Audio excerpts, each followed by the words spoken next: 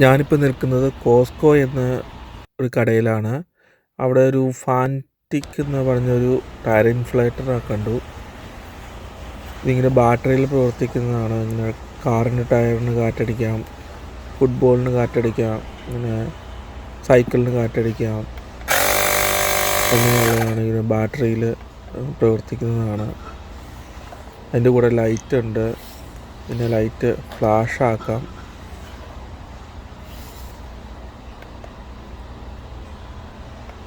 ഇതിങ്ങനെ പ്രഷർ കൂട്ടുകയും കുറയ്ക്കുകയും നമ്മൾ എത്ര പ്രഷർ വേണ്ടതെന്ന് വെച്ച് സെറ്റ് ചെയ്യാം. അതിൻ്റെ അകത്ത് പന്ത് വേണോ, കാറ്, അങ്ങനെ പല പല സെറ്റിംഗ് ഉണ്ട്. മോട്ടോർ ബൈക്ക്, ബൈസൈക്കിള്, അങ്ങനെ പല ഓപ്ഷൻസ് ഉണ്ട്. ഈ കാണുന്ന ഡെമോ മോഡൽ ബാറ്ററി കുറവാണെന്ന് തോന്നുന്നു. ഇത്രയേ ഉള്ളൂ. അതിൻ്റെ സൈസ് വലിയ വലുപ്പമൊന്നുമില്ല. ബാഗിലൊക്കെ നല്ലപോലെ സൂക്ഷിക്കാൻ പറ്റുന്നതാണെന്ന് എനിക്ക് തോന്നി. കാരണം വലിയ സ്ഥലമൊന്നും എടുക്കില്ല. ഒരു ഹാൻഡ് ബാഗിൽ വരെ ഇടാം ഈ ഉപകരണം.